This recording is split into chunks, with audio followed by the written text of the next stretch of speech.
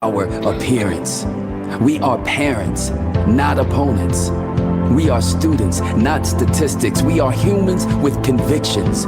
Your needs are mine. My dreams are yours. We are beacons of light on these teeming shores. Our passions, our pains, our losses, our gains, our love and our struggle will not be in vain. We hurt, we feel.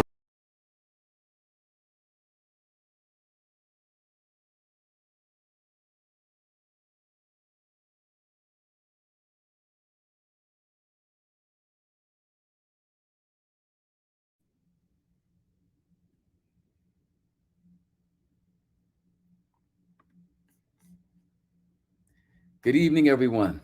Welcome to the Innovation and Leadership Awards. Silver Service, we're celebrating 25 years together. If you enjoyed DJ Z Light, please show her some love in the chat. Fantastic entertainer, fantastic DJ. As we're all logged in from across the country, we'd like to take a moment to acknowledge and express gratitude for the original caretakers of this land, which many of its indigenous cultures still refer to as Turtle Island.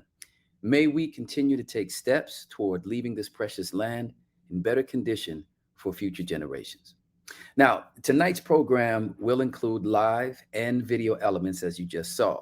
As it relates to video, there tends to be a slight delay when you're dealing with streaming platforms. Also, the strength of your internet can affect the video playback. So, that said, if you're not getting it all in real time, don't worry. These videos that you see tonight will also be available on YouTube very soon. And with that, we're going to jump right into our program. Here to kick off the evening, please welcome your board chair, Maureen Eccleston. Maureen?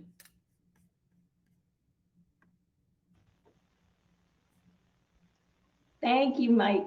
Good afternoon and evening, everyone, and welcome to America's Service Commission's Innovation and Leadership Awards. I'm Maureen Eccleston. I'm an AmeriCorps alum, chair of America's Service Commission's board, and former executive director of PennServe, Pennsylvania State Service Commission.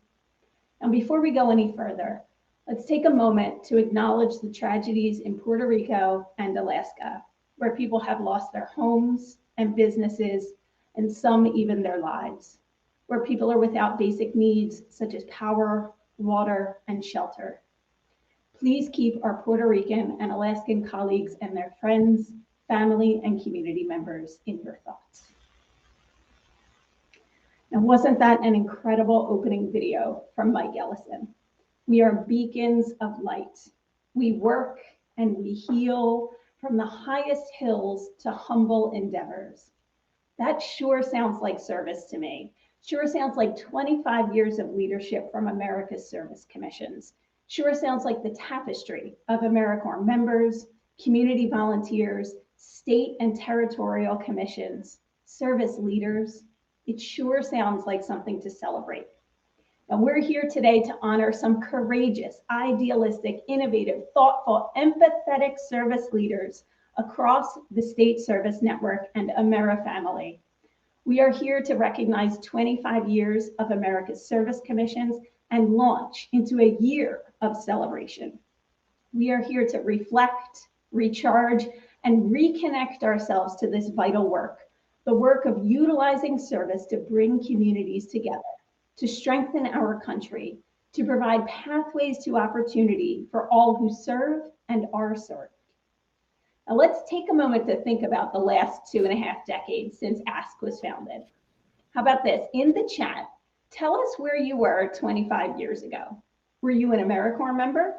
Were you part of a state service commission? Were you in the womb? 25 years ago, the year was 1997. NASA's Pathfinder just landed on Mars. The average cost of gas was $1.22 a gallon. We learned that scientists successfully cloned a sheep named Dolly. Princess Diana was killed in a car crash and the Notorious B.I.G. in a drive-by shooting. The movie Cinderella broke boundaries with the brilliant performances of Whitney Houston and Brandy, while Strom Thurmond marked his 41st year as a United States Senator.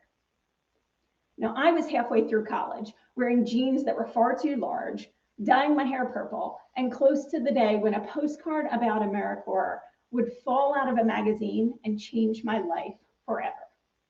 AmeriCorps was just an infant, and state service commissions were engaged in deeply innovative work as they launched this new era of service. Work that a group of state service commissioners and executive directors knew would be strengthened and enhanced by an organization that could mobilize commission expertise to promote and represent all streams of national and community service. 25 years later, ASK is leading and elevating service across 52 states and territories, building community and supporting commissions in their work to solve local challenges with local solutions. Across those 25 years, ASK has grown to be an advocate, a technical assistance provider, a relationship builder, an educator, and the state service secret sauce. Now, we know the importance of this moment, the essential role of service in bringing together our country, the good struggle toward true justice and equity in this field, and the need for service to continue to evolve to meet the needs of our communities. We know that we can celebrate the last 25 years while shifting for the next 25. 25 that will include an intentional focus on the AmeriCorps member experience, a drive to make grant making and program implementation more equitable, and relationships and education across all political parties to fuel our momentum to ensure full funding and recognition of service. Just as in 1997, there are many people today who choose to dwell on the divisive issues we are facing, but not this crowd, and not with the support of America's service commissions. We will not dwell, we will serve. We will not divide, but unite. We will make space at the table of service for all who want to join. We choose service as a strategy to lift us up, to bring us together, to overcome the divisiveness. And we'll do so because of the people in this space together today. We have awardees who are demonstrating innovation at all levels, programs, commissions, state government, philanthropy.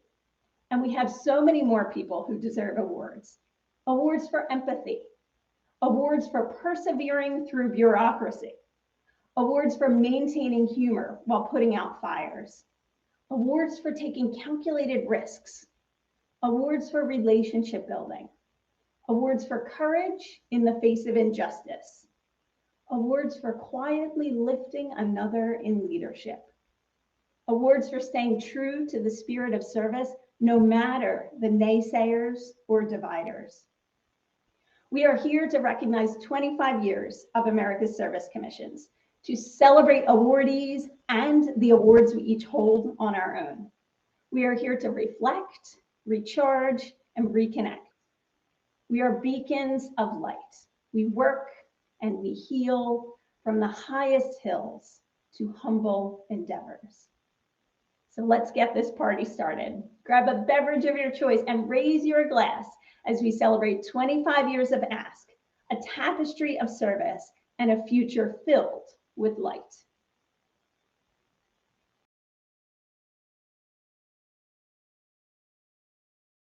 Ivy Francis. I'm a poet, a writer, and a professor at Dartmouth College. My father was born in San Angelo, Texas, just like myself. I always felt close to him because of that. My father also believed in community service, and I think from watching him help others, I learned to believe in community service as well. I got involved with AmeriCorps through him, and I worked in the metropolitan Detroit area in an office out of Southfield, Michigan. And we gathered volunteers for different and necessary projects. And I did this for about a year. It was deeply meaningful work because when you decide to do community service, there's a lot of detail work, a lot of minutia that goes into every single aspect. And in Detroit, volunteerism, I feel, is especially important because there's so much divisiveness between the city and the suburbs. Those lines get broken down through volunteers on both sides who see a need that they both agree upon. Just reinforced for me the importance of border crossing, how necessary it is to meet each other where we are. He laid the path for me, though he didn't realize he did. So he wanted a lawyer, but he got a poet. And really, my being a poet has more to do with him than anyone else. My poem is entitled Bless the Kindling World. Hi, everybody. Forgive us. We had a little bit of a technical difficulty. I first want to thank Maureen, and then forgive my manners. Allow me to reintroduce myself. I'm your host. My name is Mike Ellison. You got a preview of what you're about to see, but actually it's worth hearing twice. So forgive us for that little glitch there. I want to back up just a few steps. We're definitely celebrating tonight, and we are definitely fundraising. There's a lot of need around the country. So there's two things going on. We have a silent auction that you can support during the program, and you'll see a link in the chat. Some of the items we have include a football that's signed by the 2021 Green Bay Packers, and we also have a golf and resort spa package in Mississippi. And as I mentioned Mississippi, and Maureen mentioned Puerto Rico and other parts of the country, let's remember the people in Jackson.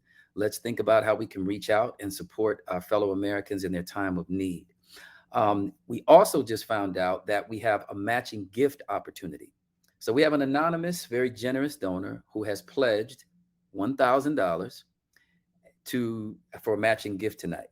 So look, I think there's about 300 people with us tonight. So that should be easy to meet and exceed. I'm putting the pressure on us, and I think we can do it. You'll see links for both the silent auction and the matching gift in your chat throughout the evening. And I would be remiss if I didn't mention the incredible artwork that you've seen this evening.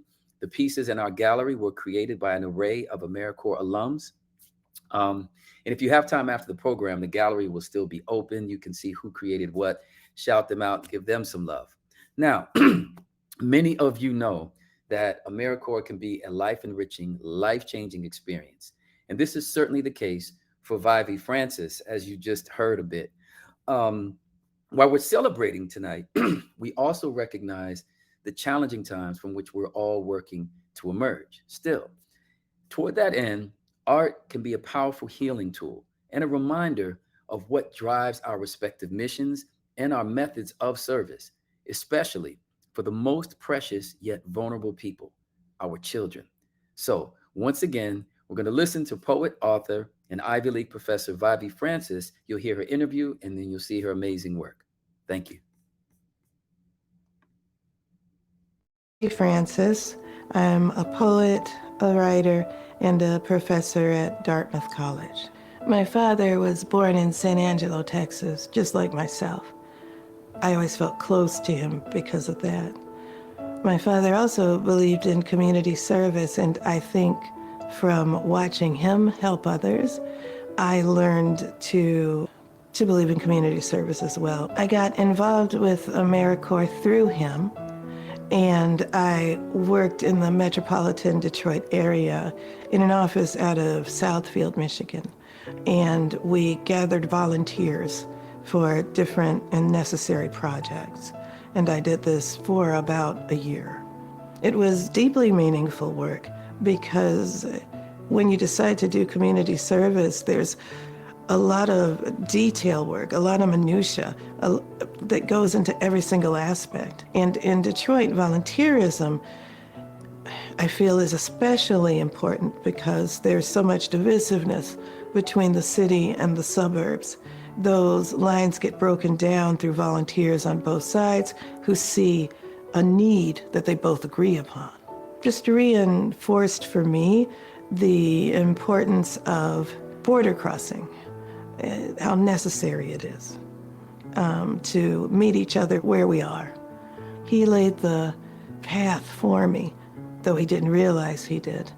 So he wanted a lawyer, but he got a poet. And really, my being a poet has more to do with him than anyone else. My poem is entitled Bless the Kindling World. The title is a nod to Adam Zagajewski's Praise the Mutilated World. which he wrote before 9/11, but wound up being considered a 9/11 poem. I believe it was on the back cover of the New Yorker. I was angry, I was furious at the way children are treated. If you don't bless the world, if you don't forgive the world, you're going to be part of what keeps it turning in an ugly way.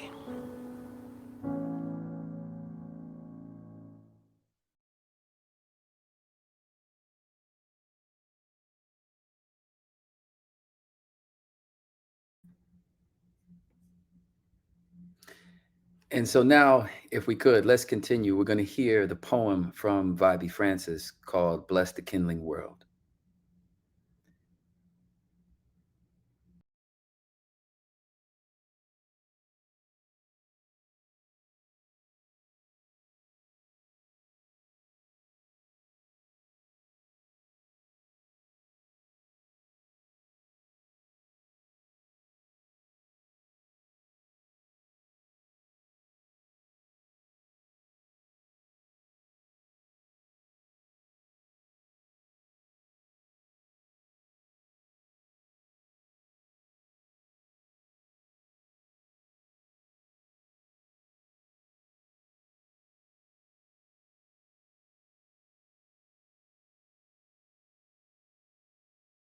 Survive. I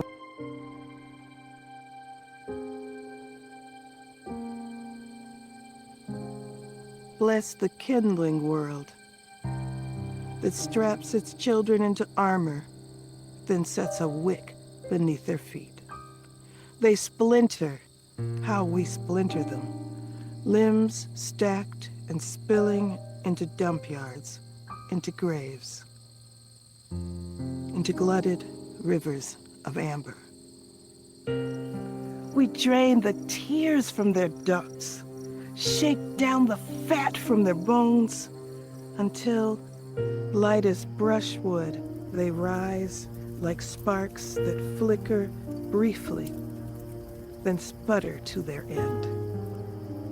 Bless the tender world, a victory garden of sticks we call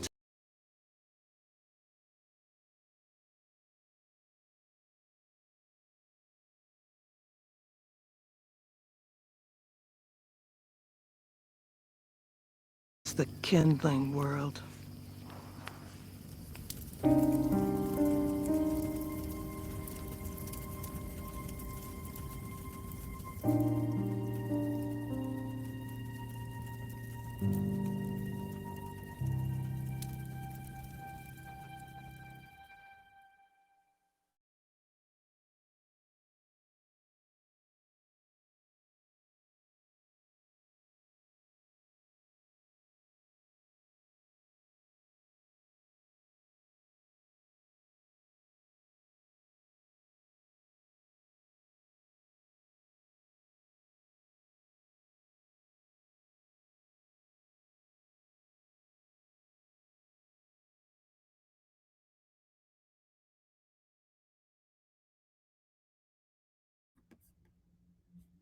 Forgive me. Can you all hear me now?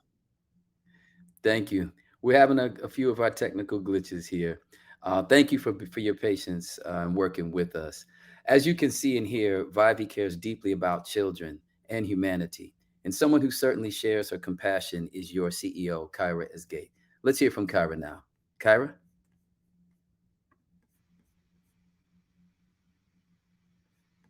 Mike, thank you for that introduction. And wow, what a great way to kick off our time together this evening with those two inspiring videos. I love seeing how talented all of our AmeriCorps alumni and members are.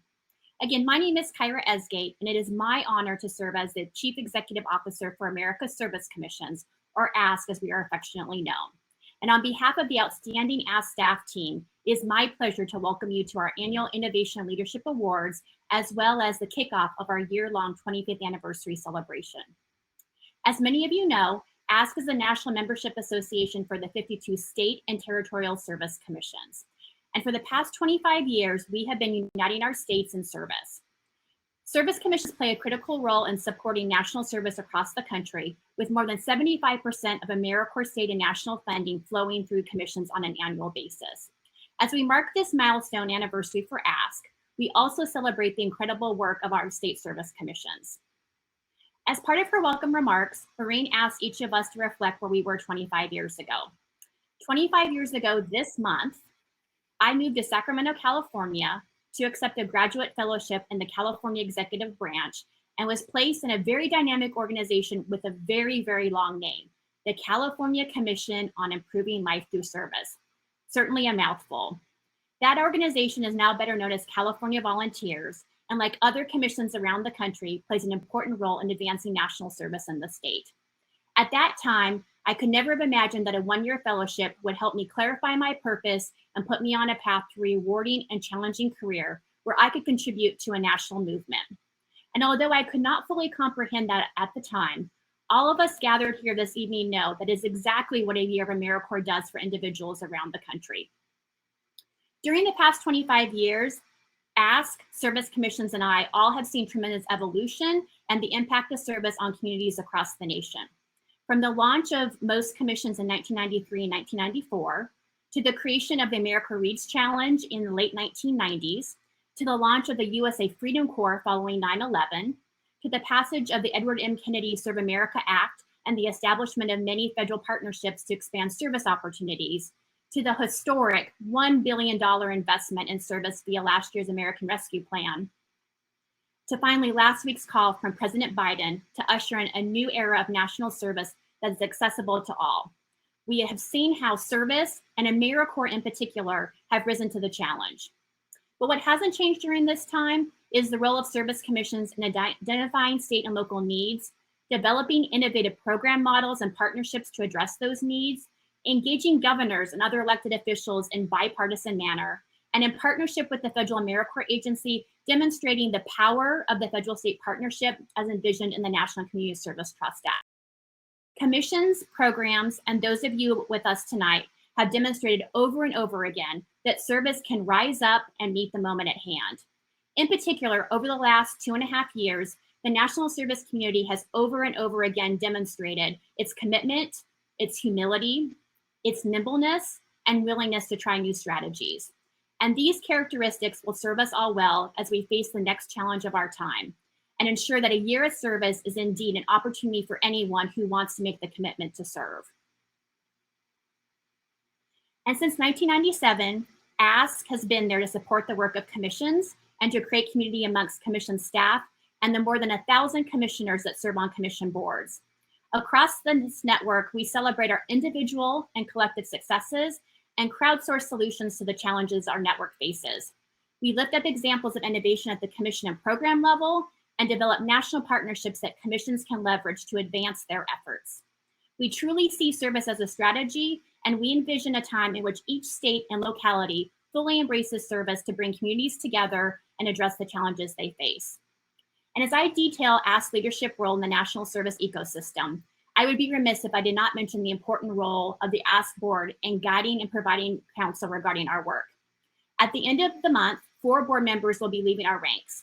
Board Chair Maureen Eccleston of Pennsylvania, Caroline Farmer of North Carolina, Mark McAlevey of Indiana, and Lisa Spinelli of California. In particular, I want to thank Maureen for her steadfast leadership and partnership these past 2 years as board chair. And I am thrilled to welcome 2 new additions to the ASK board, Al Dixon of Alabama, as well as Nathan Ricks of Oregon. And I also want to congratulate Judge Anson of Louisiana, who was elected board chair earlier this week. Judd, I look forward to working with you in this new capacity. And again, no thank you for the success of ASK over the last 25 years would be complete without recognizing the outstanding ASK staff team. Allie, Ashton, Brad, Casey, Chad, Elisa, Monica, Naila, Nejla, and Rachel, all of who inspire me each day to continue to fight the good fight so that national service remains a viable strategy to build community across the nation. So with that, I turn it back over to Mike to keep the party going. Mike.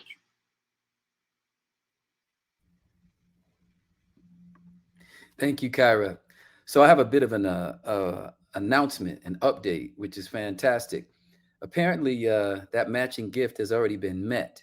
The 1,000 has already been met. So we heard from this donor. We didn't expect it to happen so quickly. And so now this person has upped the stakes. We're going to raise that to 2,500. See if we can match that 2,500. So that's great news. We're off to a great start. Among the many issues that AmeriCorps programs work to address is hunger and food insecurity. It's still an issue in many of our communities, whether we're talking about urban centers or rural areas. This reality is not lost on poet and Dartmouth professor Matthew Olsman. His poem is entitled Letter to a Younger Version of Myself Who Had Never Known Hunger. Let's listen.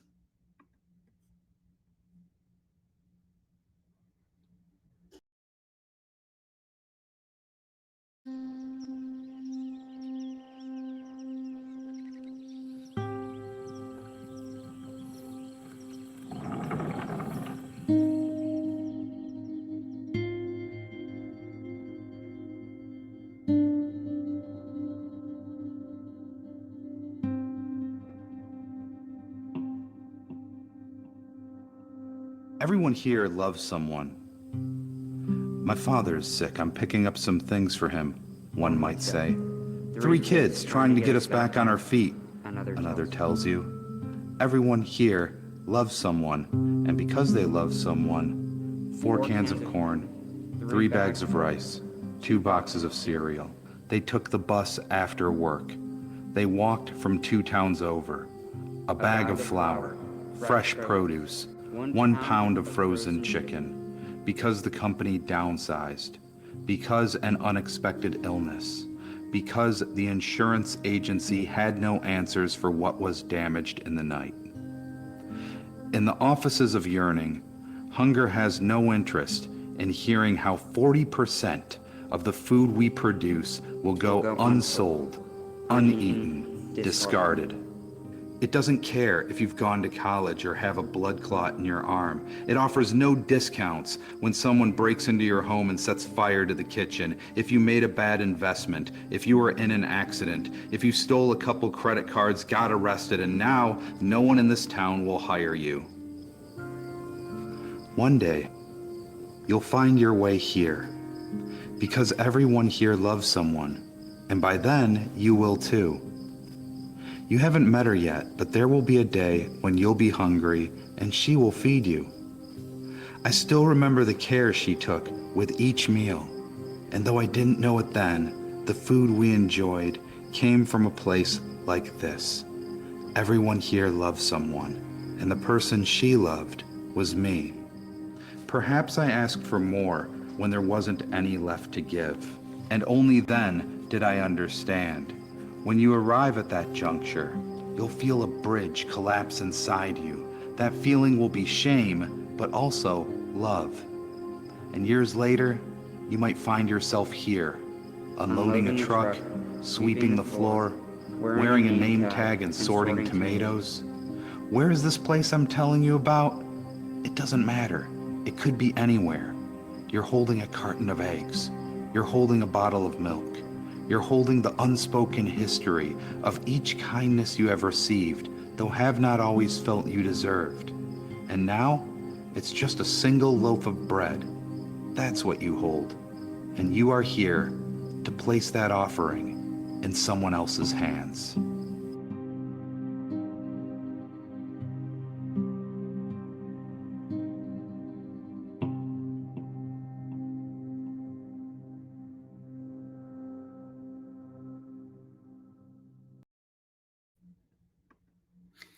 That was a very compelling piece by Matthew Olsman.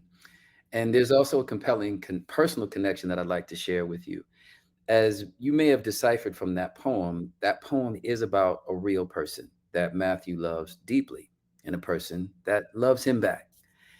And in the courting process between Matthew and this person, this wonderful person made him many a delicious meal while being on food assistance. And that person was and is Vivi Francis, the former AmeriCorps member and poet that you heard from first. And they've been married for over 16 years. Now, Matthew is a very humble and understated person. He probably wouldn't like me telling you what I'm about to tell you, but I'm going to say it anyway because I think it's remarkable.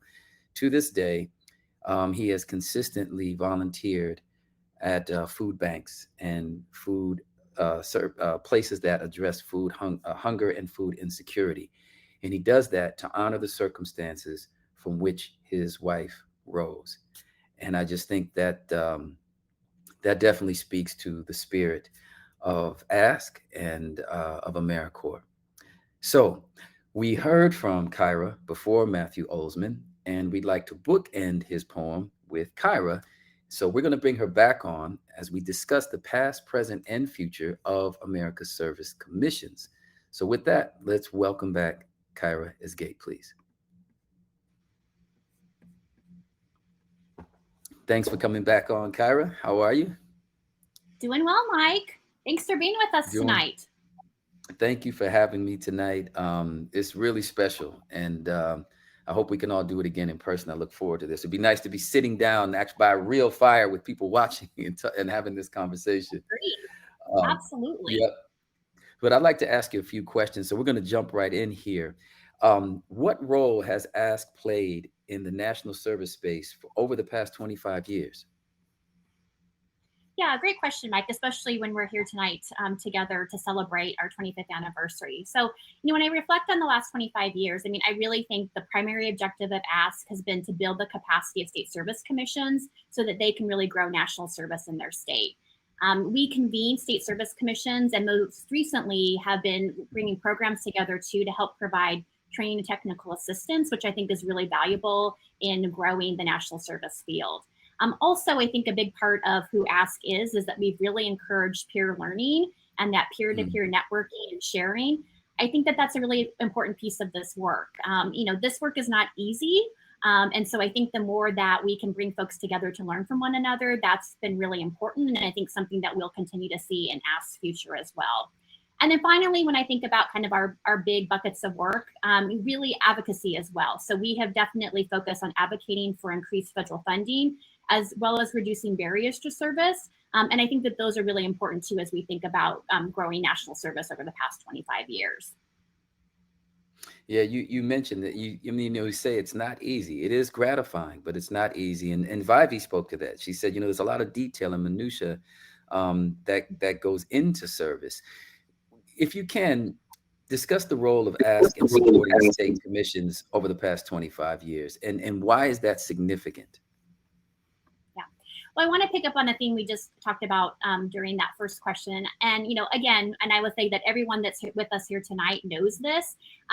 The idea of AmeriCorps is incredibly powerful, but it is really difficult to maneuver and administer in many cases, right? And so I think Ask has been able to position itself as a resource and a place to share ideas and strategy. I think that's been one of the most significant pieces of our work when I think about the last 25 years.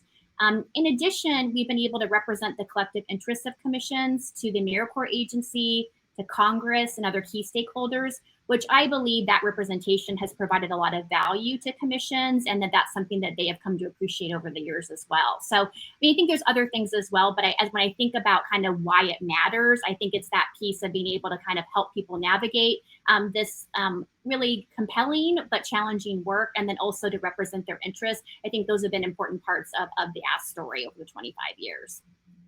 And when you talk about compelling and challenging work, these past 2-3 years have been quite compelling and very challenging for all of us in different ways. We're celebrating 25 years. However, in the midst of these challenging circumstances, there's a lot to be proud of. There's a lot of accomplishments to tout. If you can, just maybe talk about a few of the accomplishments over this past year alone that you're proud of. Yeah, no, absolutely. So I think the first thing I would start with is, as I mentioned in my opening remarks, the historic $1 billion investment in national service as part of the American Rescue Plan has been a tremendous game changer for state service commissions and national service in general. This funding has allowed state commissions to raise member living allowances, provide planning grants to new organizations interested in national service, and then expand programming in new parts of their state. So that's been really great. That being said, this is an amazing resource that we're so grateful for, but it also has been complex. And our team has really focused their time and energy and being thought partners to commissions on their respective strategies. And I'm really proud of our team on that. I'm really proud of that work that we've done in support of commissions. I think another piece when I think about it is that we've had a long-time presence, as I mentioned, on the federal advocacy front, which is really important. But we've really struggled to support commissions on the state policy side. And we also know that great things are happening with states policy. You know, over the last 2 years, for example, over the last year, we've had 2 states pass legislation that exempted the education award from state income tax, which is really a great benefit for members. In addition, we had another pass legislation that provides in-state tuition to AmeriCorps alumni, no matter where in the country they served. So that's some real groundbreaking stuff that really elevates the role of AmeriCorps and really makes AmeriCorps accessible to folks. So we want to see more of this type of activity without a doubt. And through a generous grant from the Balmer Group this past year, we've been able to devote staff time to supporting states in this way, which is super, super exciting. And then we recently launched our state, which will connect state legislators from around the country to discuss state legislative ideas to advance service. So I think that there's a lot of promise to really cultivate and support that additional state policy activity. And then I think the final piece that I would think about, that I'm really proud of, and I mean, again, there's so much, but when I think about it, we've been able to work with philanthropy to elevate national service in new ways. We've been able to develop funding partnerships that further build the capacity of commissions to test new innovative approaches, which we think is really going to usher in the next era of national service. And that's one that is really focused on equity and accessibility for members and organizations alike, and position service as a way to build bridges and find common ground in our country. And I think that those all are really, really important elements for us to be thinking about right now. So I'm really proud that we've taken the steps to be able to develop those partnerships with philanthropy. And in particular, we're really grateful to the Mott Foundation, who has been very supportive of this work with us over the last couple of years. So again, there's lots of other things to highlight, but I think those are kind of the 3 that really come to top of mind for me. Sure, sure. And so, you know, we're celebrating 25 years. I'm inclined to ask you to look into your crystal ball. The world is changing so rapidly. I don't know if you can project 25 minutes ahead or 25 days, but if you will, just tell us a bit about, you know, what do you see in the future for Ask? Maybe not 25 years out, but 5, 10 years from now. What do you see as the future of this organization? Yeah, no, it's a great question, Mike. And especially on a night like this, when we're, you know, celebrating the past 25 years, it's natural to think about the future as well. You know, I'll be honest, I think the possibilities for Ask and service commissions and national service are really endless. I mean, I think that there's so much opportunity out there right now. What I can say that I'm confident about, because as you said, things are changing so rapidly, but what I am confident about, without a doubt, Ask as an organization, as a network representing commissions, is really committed to raising the profile of national service and highlighting the important role states play in advancing service. I mean, I think that that has been critical to our work the past 25 years and will remain that way as we move forward. I also believe that there's really important role that Ask can play, and we're developing new funding sources for this work. We know we really relied heavily on federal investment these first 25 years. And that's important, right? And the federal investment will always, always be key from my perspective.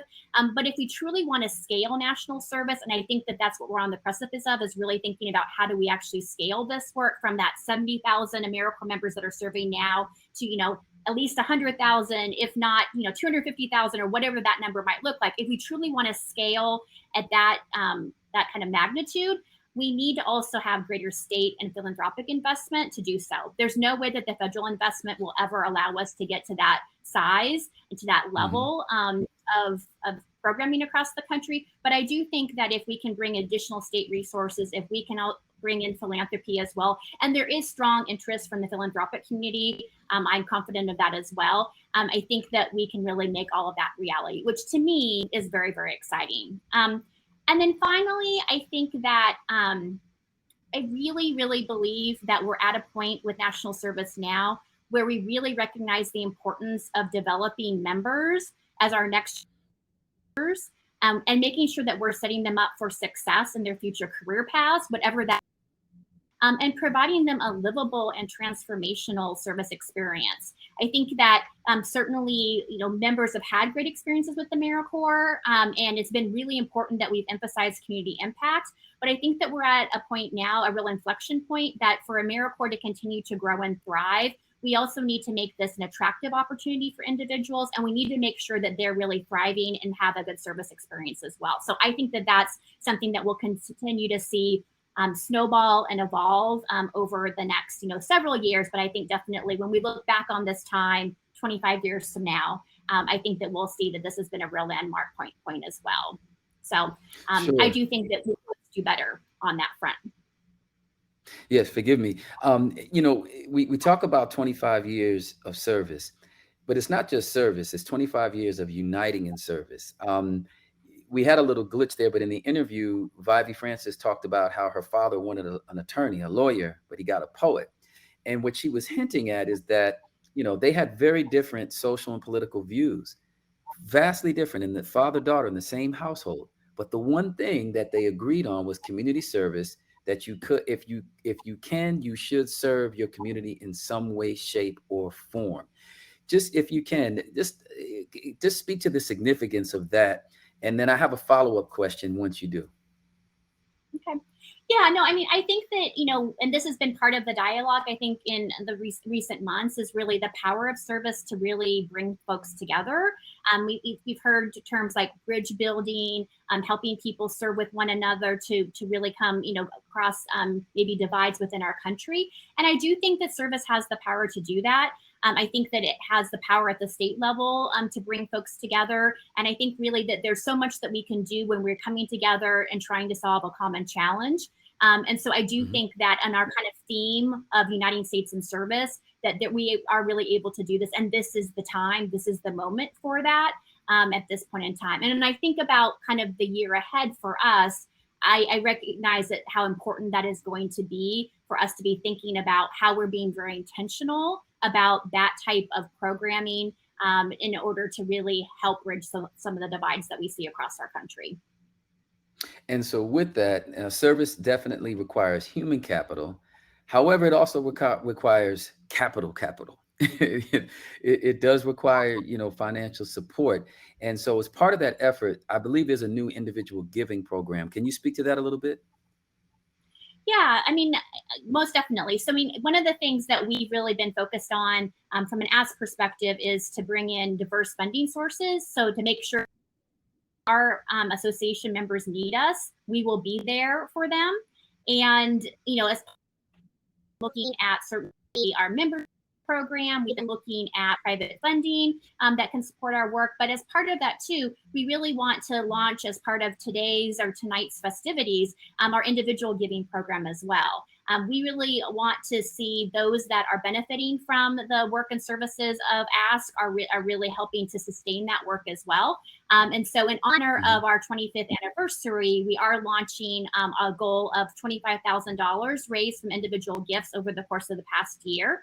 The challenge grant that you've heard about tonight is the first part of helping us get to that goal. But it is our hope that, again, we are bringing in individual resources as well as a way to demonstrate the important role that ASK plays in helping to support commission staff, commissioners, and others that are true stakeholders in this work as well. Well, I tell you, you've covered a lot of ground in a little bit of time. It's evident why you are our fearless leader. I do have one question for you, and it has nothing to do with service, but you apparently you've got some fans in the chat there, and they say Kyra's rocking the leather. You don't often see a CEO, you're giving rock star vibes right now, Kyra. So I have to ask, do you have a professional stylist? Was it your family, or did you just, this is another layer that we're seeing from you now? No, so that's a great question, Mike. So I love this jacket. I don't get a regular Zoom call, it seems a little bit much at times. And when we were going through rehearsal, Ashton on the team, I was like, I think I'm going with the leather jacket today. And she's like, yep, absolutely. Yes. So that's why you're seeing the leather tonight. So, and hopefully folks will see it in person someday soon. That would be awesome. Well, thank you for the rock star vibes. Ashton, thank you for chiming in. For those of you who don't know, Ashton Young is in our tech crew and giving the thumbs up for everybody. So thank you for approving the leather. I think it's adding a nice vibe to the evening. Kyra, we're going to definitely hear from you in the close, but thank you so far for your vision and for the inspiration you share with us. You're welcome. So as we talk about the past, present, and the future, making sure that we provide a platform for youth is vitally important. And I say that not just as a parent, but just as an American. It's really important. It's essential. Our third poet for the evening is a freshman at Howard University in Washington, D.C. Ife Martin addresses the pressures that young people often feel to succeed in this FOMO, fear of missing out world that they often live in. And also sometimes the expectations that we as adults can place on them. A lot of times we say, it's up to you now, the future's up to you. No, but that puts pressure on them. And I think we need to assist them. So Ife addresses that while issuing a much needed call for unity. And her poem is entitled Better. Let's watch.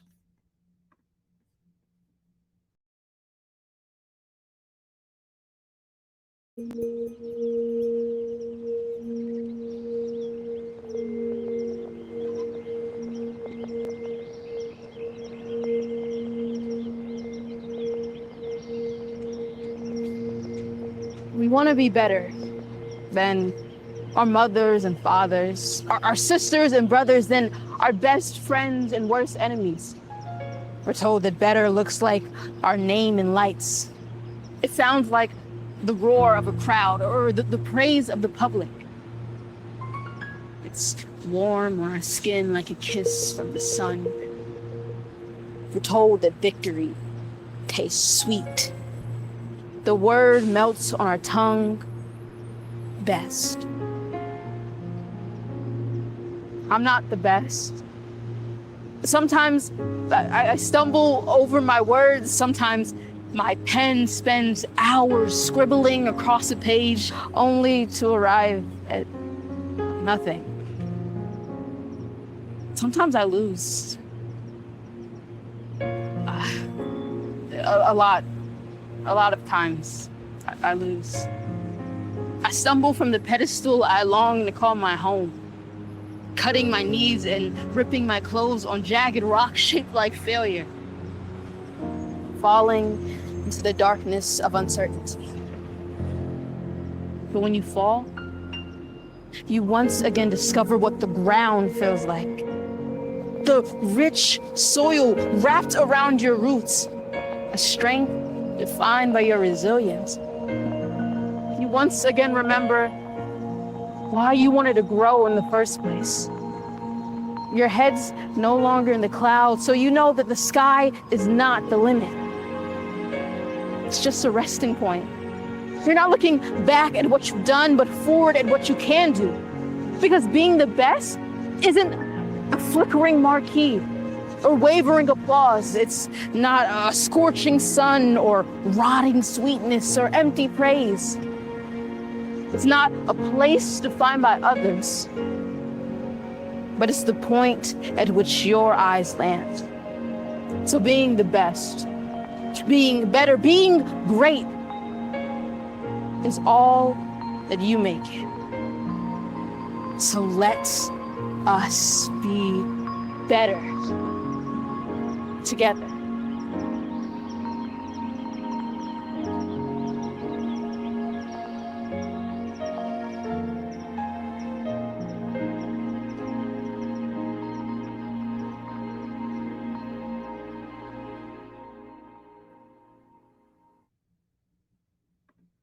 That was Ife Martin with Better. And while I'm very happy that we're all together virtually tonight, I do look forward to when these videos are up on the YouTube channel, when you guys get to really absorb them, hear them a few times, really take in their words, because they're all really compelling.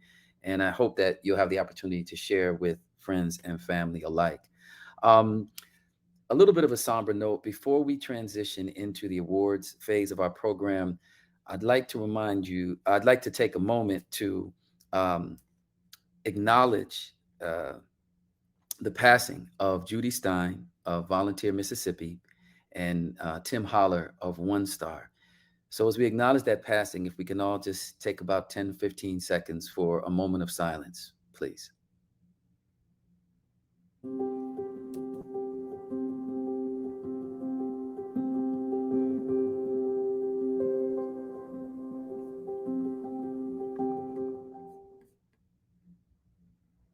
Thank you all. So, before we officially transition into the awards phase of our program, I want to remind you that we still have a silent auction going. If we can, somebody from the staff just drop it in the chat, see where we are, see how we're coming along at exceeding our goal, which is then meeting our goal. You will see the links in the chat if you haven't already supported the silent auction and the matching gift. And so let's just get an update in the chat. All right, let's continue. So Ask is thrilled to honor 8 award winners this evening. As you may know, the first 5 awards we present tonight are selected through a nomination process from Ask members and reviewed by a committee of former winners. So at this time, I'd like to bring Rachel Bruns, Ask Chief Engagement Officer, to the stage to announce our 3 commission awards: Outstanding Commissioner, Outstanding Commission Staff Person, and Outstanding Commission Executive Director. Rachel? Thanks, Mike, and hello, everyone. I'm so pleased to be here with you this evening and to have the privilege of presenting a few of our annual awards. The first award of the night is Outstanding Commission Staff Member. This award is reserved for an individual commission staff member who demonstrates leadership, implements innovative strategies to get things done, and provides consistent service to programs to realize success. This year, the Outstanding Commission Staff Member Award is presented to Kate Stretzel of Serve Connecticut. Kate is currently the Director of Programs at Serve Connecticut and was nominated for this award by her colleagues at the Commission. Kate is a trusted voice in the Commission network and is an active collaborator with Commission staff around the country. In addition to serving on Ask's Board of Directors, Kate volunteers as a mentor for new staff in the network. Adrian Ekman, Program Officer at Serve Connecticut, said one can easily see Kate's incredible breadth of AmeriCorps knowledge. But when you speak with her in person, you will be hit by her warmth and kindness. She is constantly thinking about how to make our programs happier and more successful, how to support them better, and how to maintain everyone's love of service and AmeriCorps. She is a true team player. Over the past 7 years at Serve Connecticut, Kate has spearheaded many projects, including engaging external partners, expanding training and technical assistance opportunities for programs in Connecticut, and developing new, more streamlined systems for grant applications and monitoring, just to name a few. In the words of Serve Connecticut Executive Director Jackie Lucer, to be a leader of the 21st century, one must be a risk taker, change agent, meal preparer, social media influencer, and shaper, all at the same time. Kate exhibits these qualities each and every day, which is why she is so deserving of this award. I am thrilled to now present the 2022 Outstanding Commission Staff Member Award to Kate Stretzel. Kate? Thank you, Rachel, and thank you for this award. This is such a huge surprise. I'm really grateful for the award, but also for the space this gives me to just kind of express my gratitude for where I am in life. Kyra's remarks about how she came to this national service world really resonated with me. I also didn't aim to get here. I kind of found myself here, and then I found myself here. So I'm really grateful for the work that I get to do every day, grateful for the opportunity I have to serve the state of Connecticut and all of my neighbors. I get the great and awesome pleasure of working with Jackie Lucier, Melissa Georges, and Adrian Ekman, who are the best team in the world in any field, let alone national service. I value and admire them, and I hope that I am as helpful to them as they are to me on the daily. And then, of course, for this priceless gift of being part of this network. Everyone in this network is talented, and I fangirl over most of you daily or weekly in all of the meetings and committees and work groups. This is an exceptional group of people doing exceptional work, and I'm very proud to be a part of it. So thank you, thank you, thank you, and enjoy the rest of the night. Congratulations again, Kate. Our next award is Outstanding Commissioner. As board members who provide essential guidance and oversight, commissioners are a critical component of state and territorial service commission success. The counsel they provide commission staff is invaluable in advancing national service and volunteering throughout the country. This year, the Outstanding Commissioner Award is presented to Charlotte Kremer of Serve Idaho.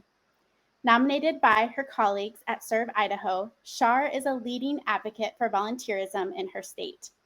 She serves as a go-to person on volunteerism in her community, is regularly interviewed by local media outlets regarding volunteer initiatives, and consistently champions national service.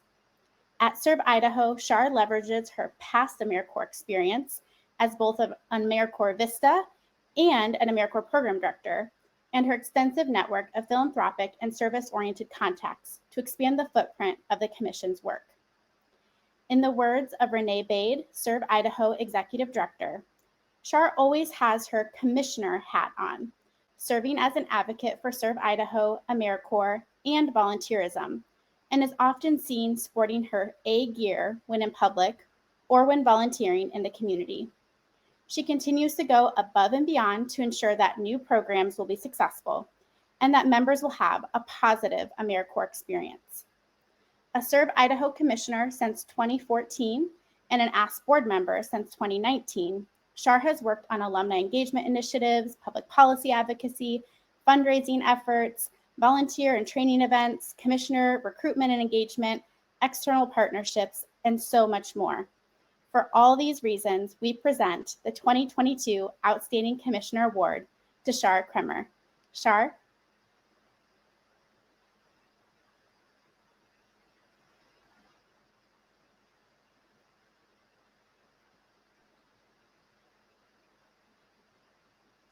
We might have lost Char.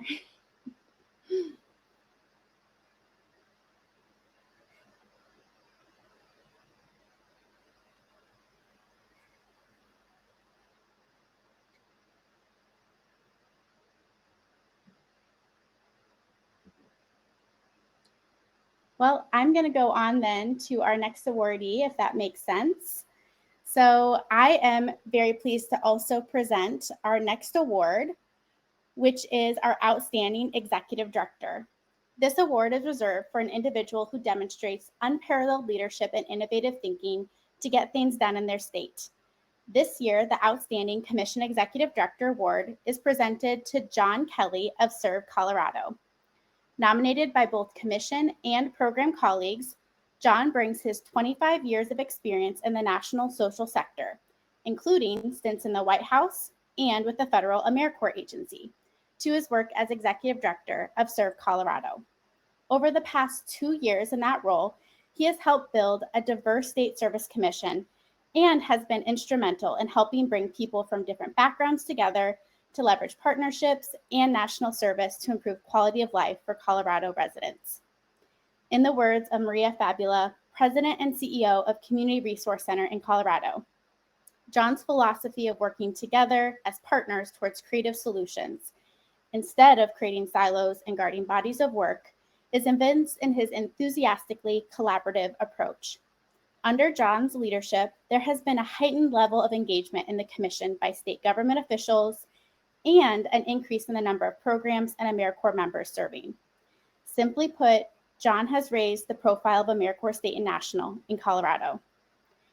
During his tenure at Serve Colorado, John has developed public-private partnerships, designed innovative grant-making strategies, promoted service and volunteerism, and engaged diverse communities with the goal of making meaningful and measurable impact. He has helped create many new programs, including the Colorado Tutoring Corps, the AmeriCorps Alternative Licensure Teacher Pathway Program, the Colorado COVID Containment Response Corps, which won our 2021 Outstanding Service Program Award, the Colorado Healthcare Corps, and the first licensed apprenticeship program in the state.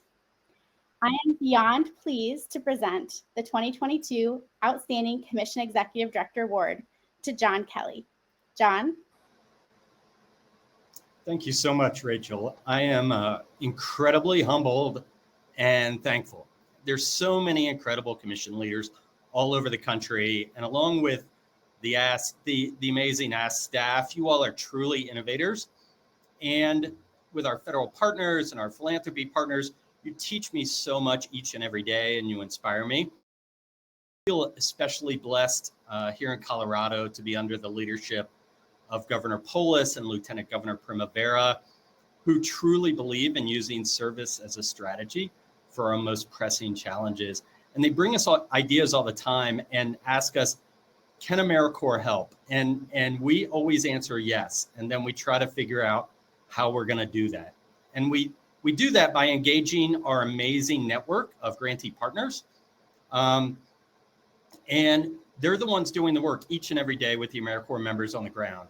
But today I'm maybe most especially thankful for the incredible team we have here at Serve Colorado. So thank you all so much. I appreciate being part of this movement with each of you. And I'm honored and I really appreciate it. Thank you so much.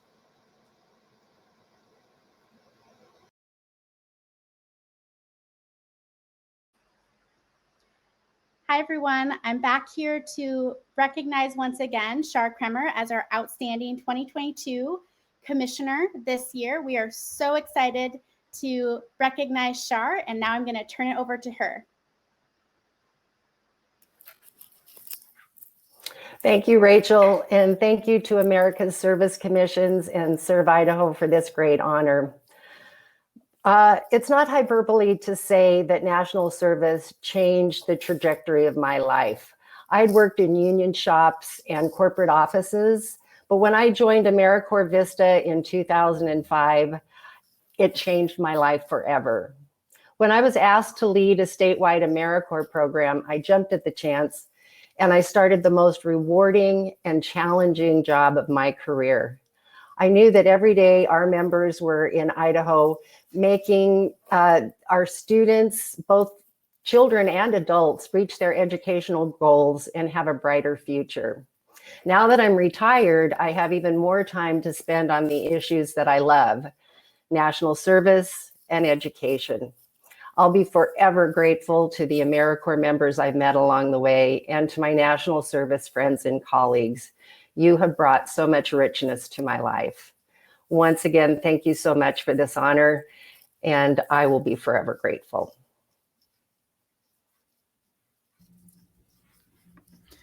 Thank you so much, Shar. And thank you for logging back in.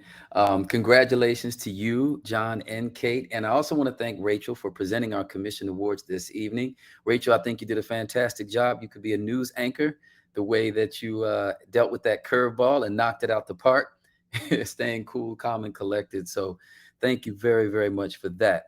I now get to pass the mic to my good buddy, Brad Kamak. Some of you know Brad. Some of you are just getting to know Brad as he steps into this position. He is Ask Chief Advancement Officer, and he's going to present two of our service program awards: Outstanding Service Program and Outstanding Service Program Staff Member. Brad? Thanks, Mike. It's my pleasure to be here with you this evening and to present our two program awards. First up is our Outstanding Service Program Award. Service programs are organizations that commit themselves to making a difference in their communities by leveraging the power of national and/or community service. The award winner in this category must perform meaningful service, maintain a strong record of compliance, and demonstrate a lasting impact on their members, community, and state. This year, the Outstanding Service Program Award is presented to Green Iowa AmeriCorps.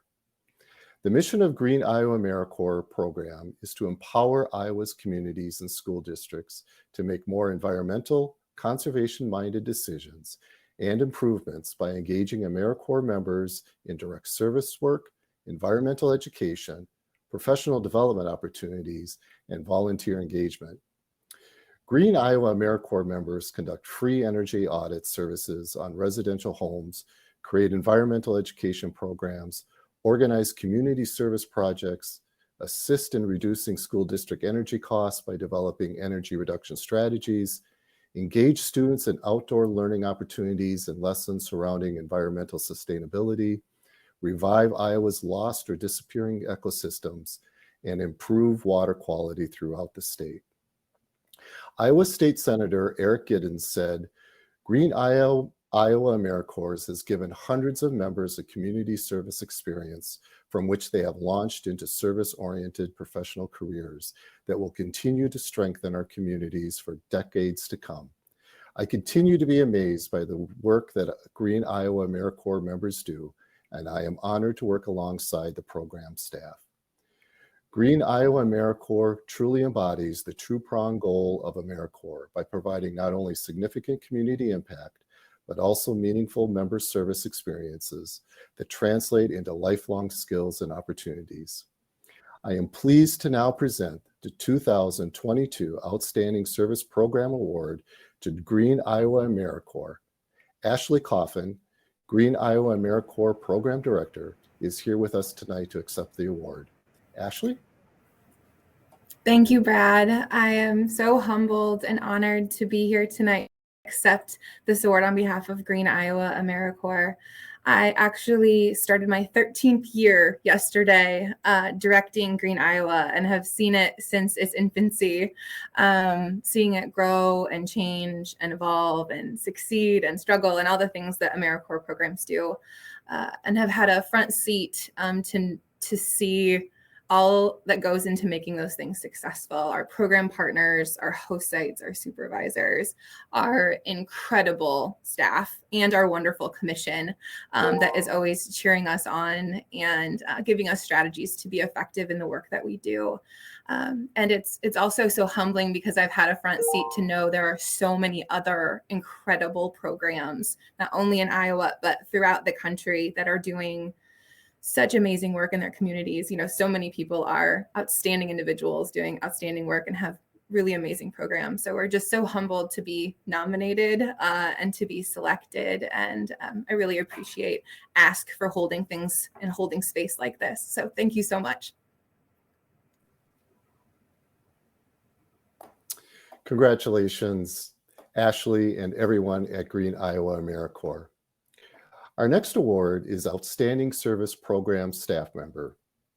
Operating a service program is no small feat. It takes a tremendous amount of time, effort, and vision, as well as a commitment to continuous learning. This award is reserved for an individual service program staff member who has demonstrated consistent leadership and dedication to get things done through service.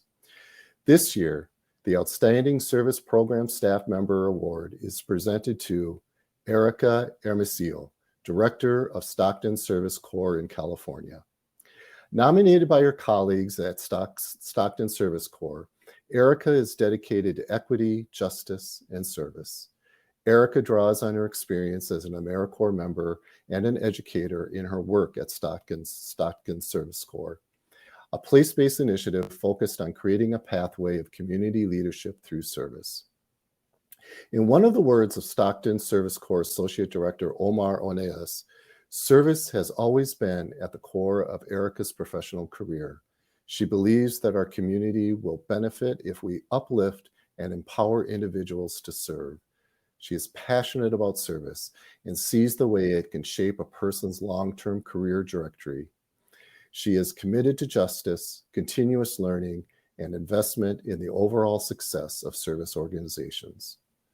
Erica's many accomplishments at Stockton Service Corps include partnering with other AmeriCorps programs to create a service ecosystem in Stockton, hiring additional staff to expand organization, developing innovative programs and initiatives, including an emergency fund for members, increasing member benefits, securing grant funding and philanthropic support, and providing justice, equity, diversity, and inclusion training for members and partner organizations. I am thrilled to present the 2022 Outstanding Service Program Staff Member Award to Erica Hermosillo. Erica? Thank you so much for this incredible award. I must say that although I'm the face you see here receiving this award, it is an effort of community and partnership and a deep belief in service that brings me to the space. Stockton Service Corps is evidence of love as a verb. I'd be nothing without my team, service partners, the incredible people who commit to service in Stockton, and the folks that we've built trust with over the years. We have a bold vision for how service can support communities broadly and individual people simultaneously. I'm proud that I get to contribute to that work every day in all that I do. Thank you to the SSE team, our incredible partners who took a chance on the idea of Stockton Service Corps, California volunteers, and most of all to the community of Stockton for welcoming this place-based service initiative with open arms. Stockton is a place that has raised me and has poured into my family, and it's a beautiful thing to get to give back. So thank you. Congratulations to Green Iowa AmeriCorps and to Erica Hermosillo. Her name is so cool. I wanted the opportunity to say that. And Erica, it sounds like you have a watch party going over there. I heard the folks screaming in the back. That just speaks to the spirit of who you are and what you do. So thank you, and thank you to all the people cheering you in the background there. And I want to thank Brad for presenting our service program awards.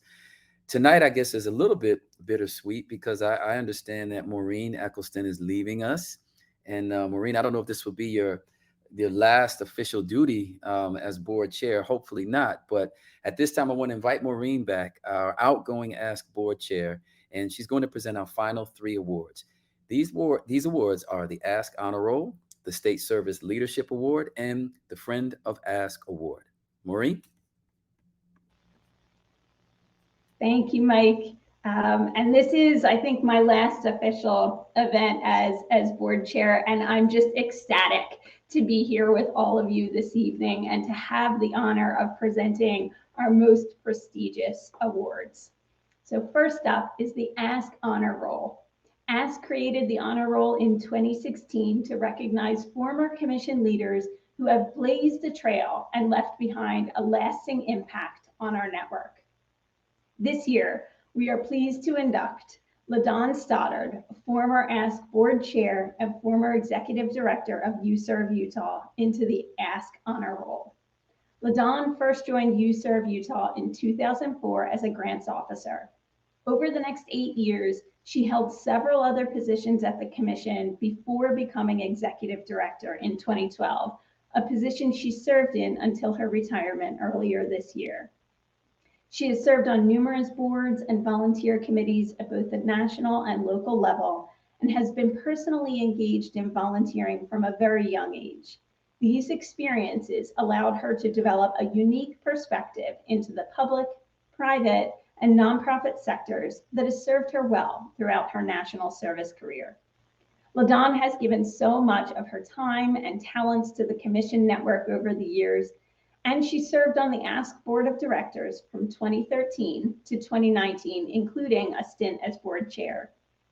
Her hard work and dedication to national service have benefited not just the state of Utah. She has set an example nationwide for the greater AmeriCorps and Commission network for what an outstanding leader can achieve. In 2019, when LaDawn received the Outstanding Commission Executive Director Award, Jacob Johnson, UServe Utah's AmeriCorps program manager, said the following: "Throughout my time with UServe Utah, LaDawn has been a generous and supportive mentor. She celebrated my successes, answered my questions, and gently corrected my mistakes. Her foresight and knowledge have led our commission to be on the cutting edge of volunteerism." It is now my pleasure to officially induct my colleague and my friend, LaDawn Stoddard, into the Ask Honor Roll. LaDawn.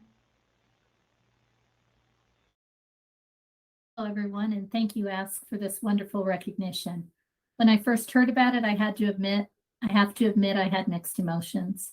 It's bittersweet knowing that this sort of represents the end of an important chapter in my life, and the time that I spent on the Ask Board of Directors was a significant piece of that. Through big transitions with Ask leadership to pivotal changes with the AmeriCorps agency structure, there was never really a dull moment, and I have made some amazing friendships. I'm continually inspired by the work of national service and truly believe that it could not be done without state commissions. Ask's work is a critical component of that and has helped to elevate the network tremendously. In the almost 20 years I've been involved with the Utah Commission, I have seen this firsthand and will continue to be a huge advocate for the work that ASK does. Whatever the future holds, please know that I'm cheering you all on, and don't forget to stay in touch. Thank you.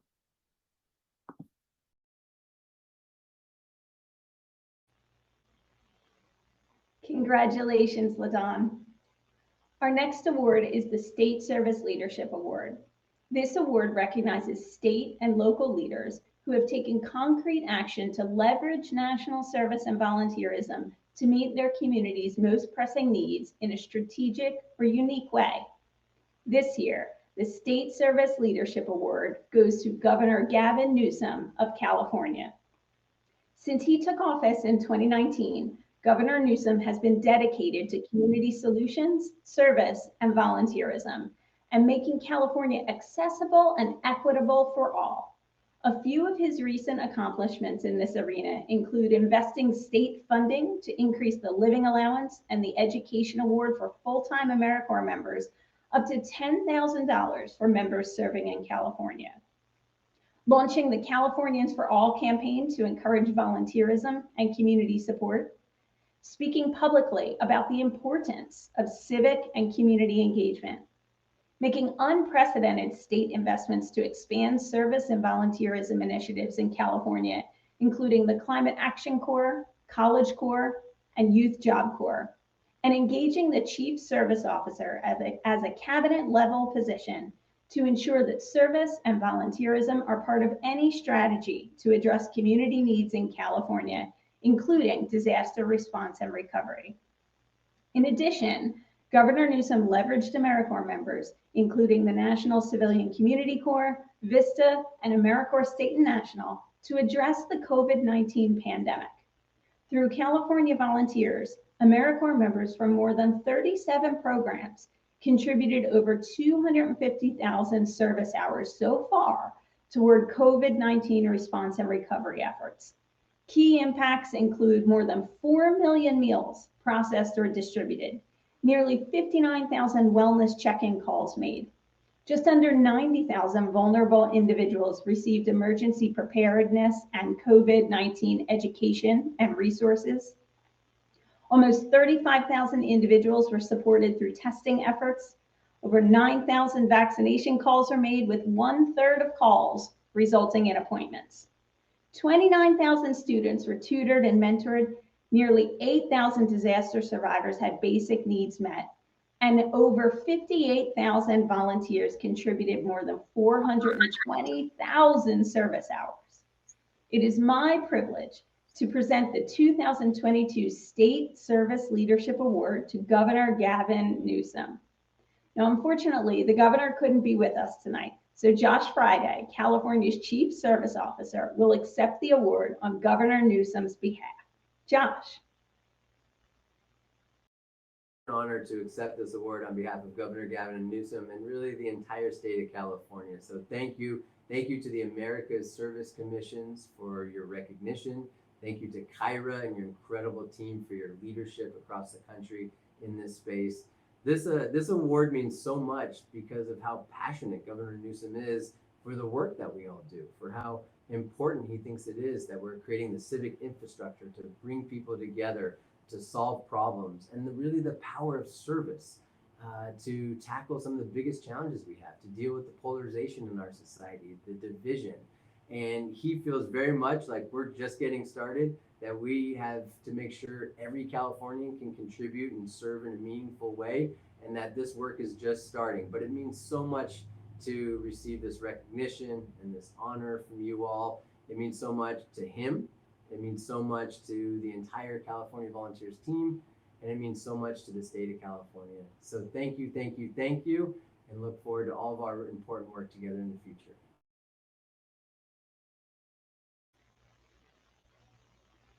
Thanks, Josh, and congratulations again to Governor Newsom. Now, our final award of the night is the Friend of Ask Award. Since 2005, Ask has given this award to leaders of national importance who have gone above and beyond to support commissions and the field of national service and volunteerism. This award is the highest honor presented by Ask and only for the most exceptional service champions. This year, the Friend of Ask Award goes to the Schultz Family Foundation. Over the last few years, the Schultz Family Foundation has emerged as a true champion of national service and a valued partner to Ask and the Commission Network. The foundation has seen the power of commissions to be innovators and leaders of national service, has embraced how commissions can be great sites for testing new approaches and initiatives, and has overall championed the role of commissions in national service. In addition, we are extremely thankful for the foundation's commitment to equity and access, which aligns with ASK's and the Commission Network's goals of making sure that national service is an opportunity for everyone. Of particular note is the National Service Challenge, through which the foundation invested $3.5 million to support the work of 8 commissions in developing and expanding innovative programs and initiatives that will better serve Black and Indigenous AmeriCorps members, as well as other members of color, low-income members, and young adult members. I am pleased to present the 2022 Friend of Ask Award to the Schultz Family Foundation. Sherry Kirsch Schultz, co-founder and chair of the Schultz Family Foundation, will accept the award. The team at the Schultz Family Foundation, I would like to express our gratitude for this award. It is a true honor.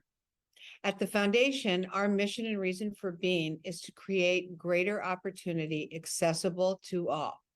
As we all know, national service is a valuable pathway for young people to develop skills while meeting critical community needs. It opens up worlds of opportunity for young people by introducing them to careers they may never have considered. And it allows them to discover what they are passionate about alongside their peers, all while giving back to communities in meaningful ways. National service is transformational, both for the young people doing the work and for the people in need. During the height of the COVID-19 crisis, we partnered with Serve Washington to launch the Washington COVID Response Corps. Over the past 2 years, hundreds of Corps members volunteered at more than 120 nonprofits to address food insecurity, learning loss, housing instability, and more. In partnership with host site members, they delivered 36 million pounds of food and served 9 million meals to families experiencing food insecurity. In total, the program has supported more than 3 million people in Washington state. Building on what we've learned here at home, we launched the National Service Challenge to recruit additional philanthropies to expand support for national service in more states around the country. The goal of the challenge is to seed innovations that will help AmeriCorps more accessible and equitable for young adults from all walks of life. We are so encouraged to see the progress to date in Colorado, Iowa, Michigan, Minnesota, Pennsylvania, South Carolina, Texas, and Washington. And we are excited to see what the future holds. Thank you all for your hard work, collaboration, and entrepreneurial spirit. We look forward to continued partnership and innovation. Thank you so much for this honor. Congratulations to LaDawn, to Governor Newsom, and the Schultz Family Foundation. If you can, join me in a round of applause for our award winners, all of them tonight.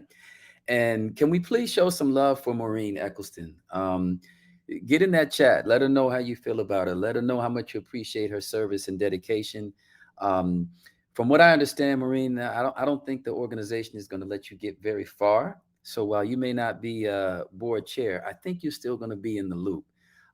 Based on the love that everybody has for you. But let's give it up there in the chat for her. Now, I want to just a little bit of housekeeping before we're drawing close to our close here. So there's a couple things I want to share. So with our silent auction, we are now at over $2,000. I think it's about $2,050.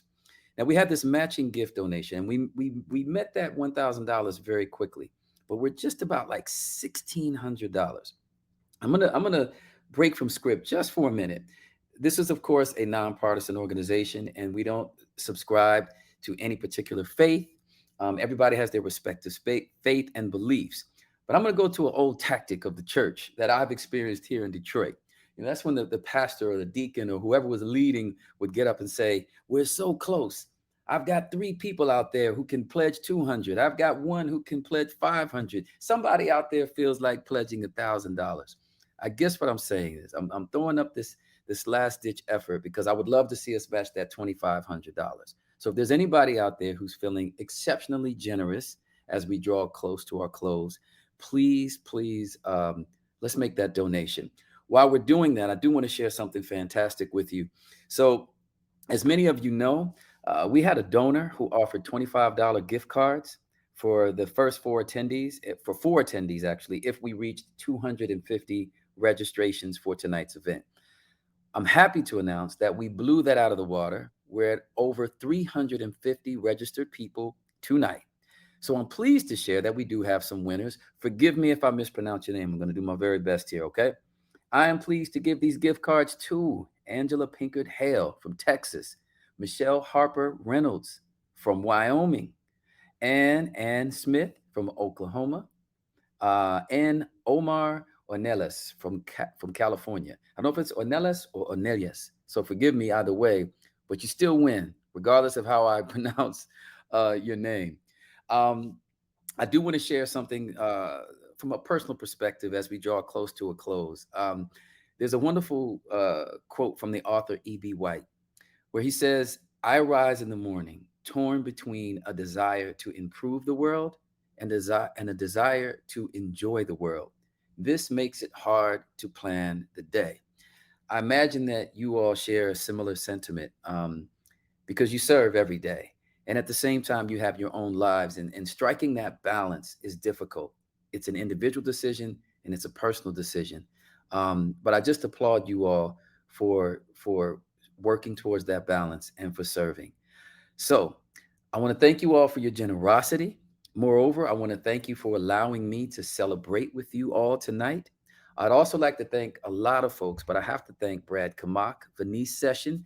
You all don't know Venice, but she's a bit of a unicorn. She's a fantastic productions person, audio engineer, live event, virtual event. She's fantastic, and she's helped manage this whole live stream that you've seen tonight with a lot of help. I also have to thank Ask staff member Ashton Young. Ashton, you are fantastic. I don't know how you do all that you do at the same time. Perhaps you're an octopus and you've got limbs that we don't know about, but I really want to thank you for your efforts, and to all the other Ask staff who helped bring this evening to fruition. You all work very, very hard, and the committee, you should be commended for your efforts. It's been a fantastic evening, and it has truly, truly been an honor working with all of you. It has been a pleasure celebrating with all of you across the country.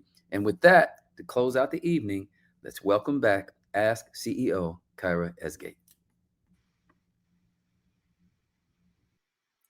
Thank you again for joining us this evening as we kick off our year-long 25th anniversary celebration. We look forward to being with you in person next year to culminate the year's activities as we also celebrate the 30th anniversary of AmeriCorps next year. We hope you found tonight to be an evening of inspiration and connection, and we hope that you had a great time. I know that I did. A huge congratulations to all of our award winners, Kate, Shar, John, Ashley from Green Iowa AmeriCorps, Erica, LaDon, Governor Newsom, and certainly the Schultz Family Foundation. As Mike shared, please stick around for DJ Z Light's set. Please check out the exhibit booths if you haven't done so already. And don't forget to put that final bid and donation on your favorite silent action items before 9:30 p.m. tonight, Eastern Time. So the silent auction does end again at 9:30 p.m. Eastern Time. So make sure that you go and check out those items again. I want to thank all of our sponsors for your incredible support of tonight's festivities and throughout the year. And a heartfelt thanks to Ask Board member Lisa Spinelli for her generous matching funds contribution for our fundraising tonight. And one last thank you to our host for this evening, Mike Ellison, as well as Venice, who is our production lead. We so appreciate the enthusiasm and vision that you both brought to tonight's proceedings. And so with that, I bid you a fond farewell until next year. Thanks, everyone.